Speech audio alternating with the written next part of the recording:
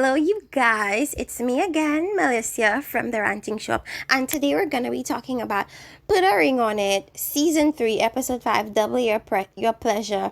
And it's gonna start off from last episode where Shay and the woman were having an almost physical altercation, and Fonzo is talking about, she thought the woman was talking to her, but she wasn't, and then all hell broke loose. First of all, let me clarify something with Alfonso.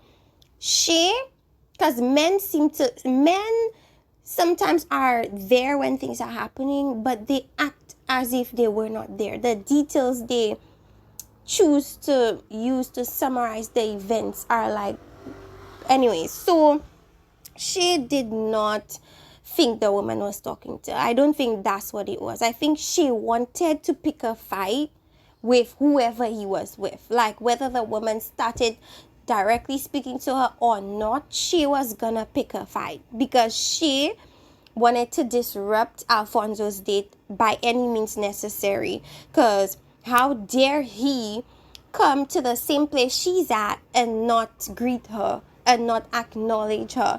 How dare he do that, even though Dr. Nicole told them that that is what they were supposed to do. They were supposed to not really look at each other but focus on their dates. But she wasn't about to do that. The moment she saw Alfonso with another woman, it didn't matter who was there. She was gonna make herself look stupid. She was gonna end up looking pathetic in that situation because she's so insecure about Alfonso and the women he has around him, and she is so scared and afraid of being cheated on and being hurt and being abandoned. But that's what you sign up for. You chose to sign up for that. You chose to continue to be in a relationship with him, knowing that this would be the situation you'd have to be going through. So at the end of the day, instead of making yourself look like a complete ass, why not remove yourself from that relationship? What is keeping you? What is keeping you? Because a lot of women like to say, if he doesn't do this, then I'm gonna leave. And they never end up leaving. Anyways, let's continue. Since she wanted to act a complete ass and fool, the two people they left behind, both she and Alfonso, they decided to just get to know each other a little bit and eat what they supposed dates didn't eat. So that was cool. She is now having a conversation with Dr. Nicole to explain her behavior on that night because that was truly pitiful. So you guys, she said a whole lot of stuff. We got to hear the entirety of why she reacted the way she reacted, and essentially it boils down to her seeing this as the final opportunity for her and Alfonso to be together before she decides to leave forever. She left. They actually went to Vegas. They got married in quotation marks, but their marriage turned out to be invalid because they required a Las Vegas preacher or something of that sort. Thank God for that, because God works in mysterious ways. Because just before they got married, the whole situation with the woman that posted on social media came out, and she found out, and so that kind of put a permanence on them breaking up. Well, not a permanence, but it kind of put the nail in the coffin for that marriage thing to be kind of truly annulled. So she went her separate ways, he went his separate ways. She said she was having fun without him, but felt like she was missing him. So I don't think she did any work on herself. I don't think she self-reflected. I don't think she tried to figure out what is going to make Shay happy. I just feel like she missed the familiarity of Alfonso. So the moment they she started missing him, she went back to him. I don't think she even inquired or asked him what she wanted from. She didn't ask him what she wanted from him. She didn't ask him what she wanted for the relationship to be better. She didn't ask none of that, and she just expects him to get it. How is he supposed to get it if you're making it so easy for him? Like, I don't even think she made him fight for her. I don't even think she gave him the opportunity to miss her. She just felt like, okay, I miss him now, let me go right back to him. No wonder they're stuck in this wheel, because how are you supposed to move forward with anything if y'all individually are not working to better yourselves? Instead, you guys want to just get into a relationship and expect everything to just work out magically. Things don't work like that. Everybody needs to do their individual work separately from each other, because when two broken people get together, this is what it looks like. This is what it looks like. Pure chaos, pure toxicity. And I'm happy she got to speak about it, but this is just a no at the end of the day. Absolutely not. Her behavior is not it. And Alfonso is so passive. It almost seems like he doesn't really care, and it doesn't seem like he wants to really put his foot down or do anything at all. I love the advice that Dr. Nicole gave Shay, which was essentially allow this man to show you what he's about and stop trying to force him to do what you want him to do. Stop trying to write this man's story. Let him do it for himself.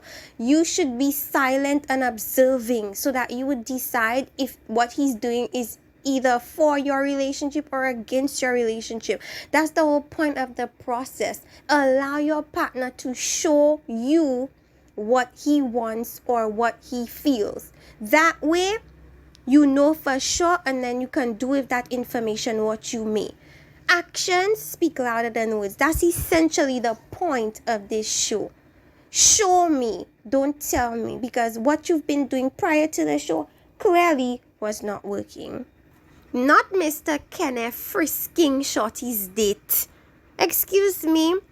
Anyways, he comes in and Shorty's date and Kenneth bond on once living in Florida, or he lived in Florida once, and they bond on football. Not bond, I should say they connected, I guess, on football and other things like that.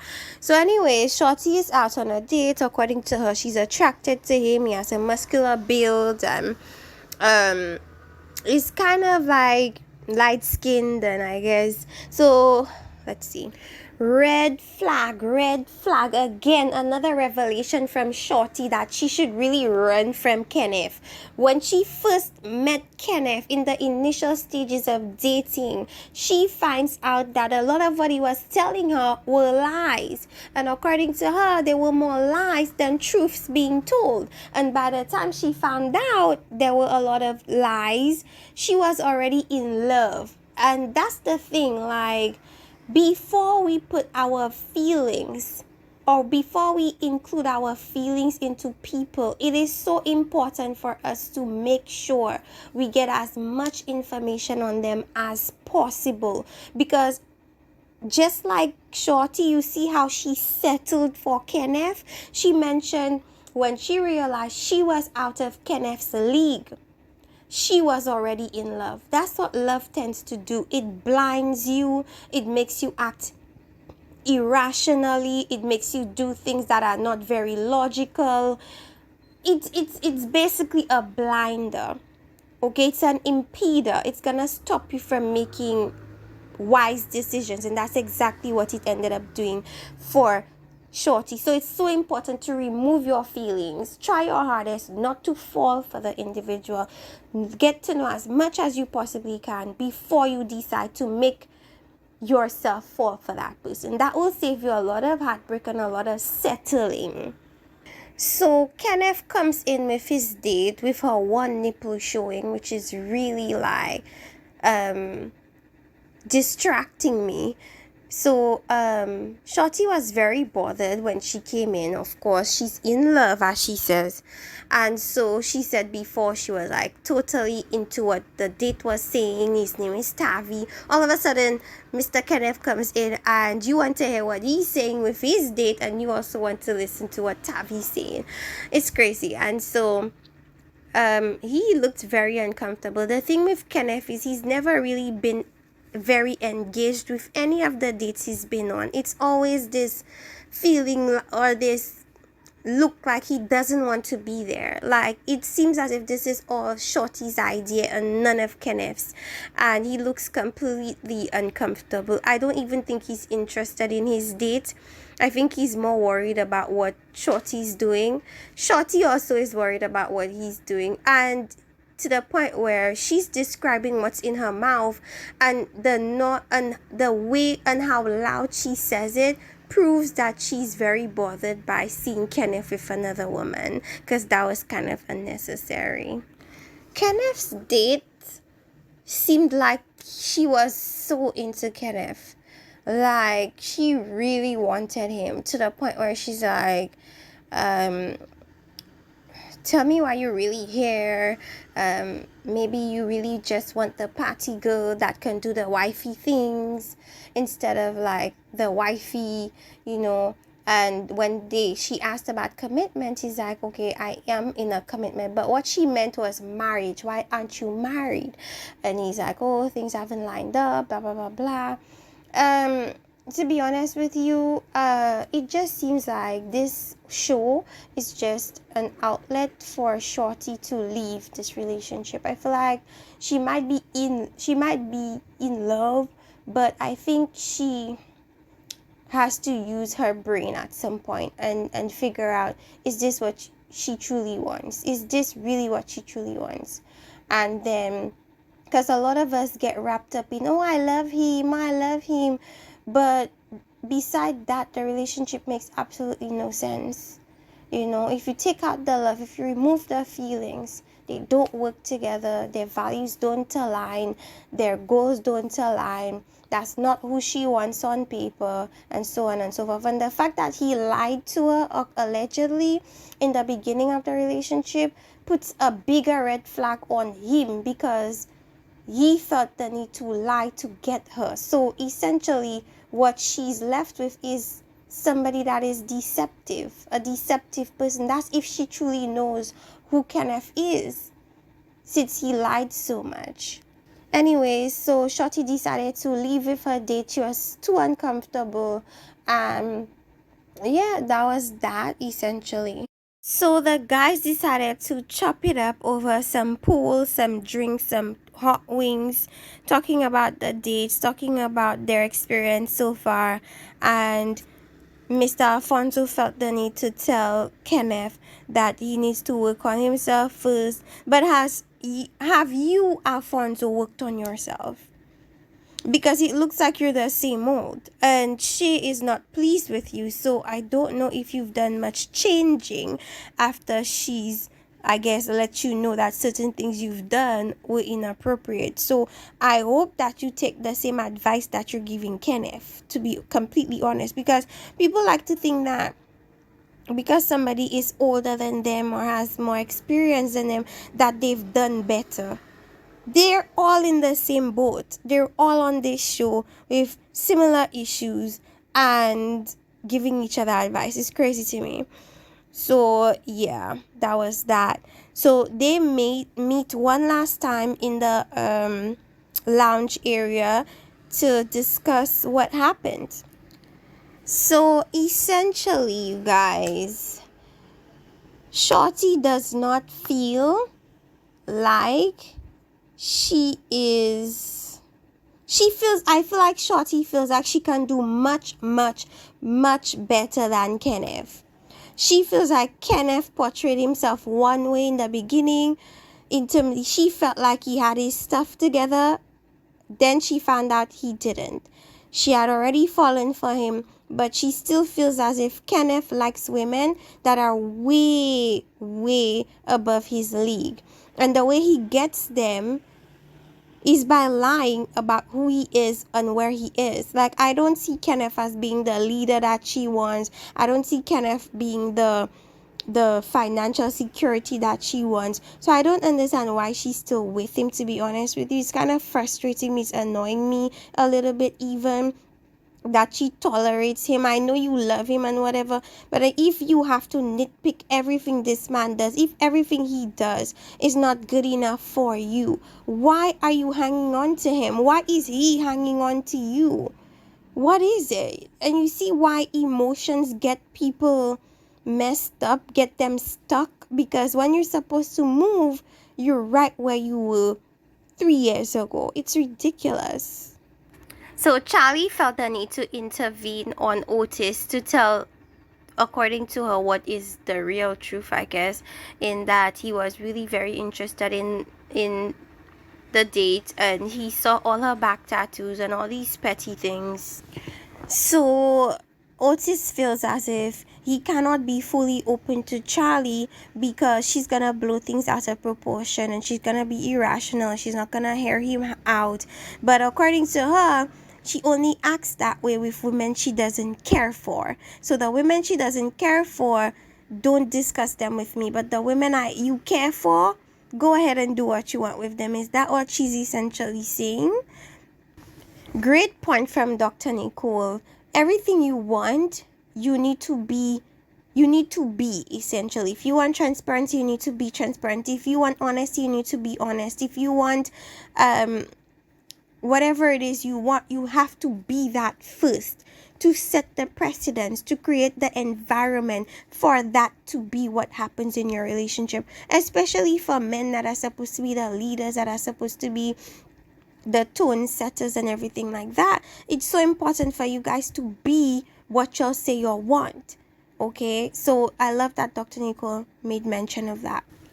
Miss Charlie is pissed off that Otis is choosing to finally be transparent with her in front of these other couples and on national TV. She thought she would have been given the heads up and told about this way prior, but according to Charlene, he's been lying, and he kept that from her, and she found out along with everybody else. So she's looking at him as deceptive, dishonest, a monster, she said before. Let's see. And as Shorty said, he expects certain things from her. Oh, she knows better. But what about you? You have very low expectations for yourself and what is allowed for you. And then you set these restrictions on Charlena that are so unfair because you don't even follow the restrictions she has for the relationship and for you when it pertains to your interaction with other people. That's hypocritical. So Charlie is upset with her man. And as Dr. Nicole said, the problem with the relationship is that Otis has one set of rules for himself and another set for Charlie, which is unfair. When he does things, it's almost as if he doesn't recognize how it affects the relationship. But when Charlie does something, he goes off the rails. And I've never seen Charlie so upset at this point. They asked her to speak about her date and she didn't even have anything to say. She said so Dr. Nicole asked her was it distracting seeing your man with another woman? And she lied because I guess she is upset. She lied and said, oh, I wasn't paying attention to them. You're a liar, Charlie. You were paying attention to them. It bothered you. How else would you know that this woman had a back tattoo if you were not minding their business? Just be clear. Let's be honest about stuff. Yes, you're upset, but don't lie, okay? So Dr. Nicole is trying to move on to Sean Alfonso, but they couldn't get to that point because Miss Charlena is still very much upset at Otis about texting what's her name, Milan, and she's pissed. And so she gets the keys and she heads home, and then we see the scenes for the next episode, which is essentially Shorty doubling down on what she said at the group session with Kenneth, that he wants women out of his league. Visually, it does look like he goes for women that are way out of his league. I don't know why. Maybe it's to leech off them. Maybe he feels a certain level of, I guess, social elevation when he does that. I have no idea, but it's crazy to me at this point. Shay and Alfonso, I don't know if Shay's speaking to her mom or Alfonso's mom. I'm assuming that's her mom. Her mom is like, lady, why are you even wasting your time at this point? If you're gonna have to go through all this, That's the thing with women. Their tolerance level is super high for no reason. It's super high for the wrong people. It's super high for no reason. It's ridiculous. One thing that I must say makes so much sense with the Bible is that sleep with people that you're married to.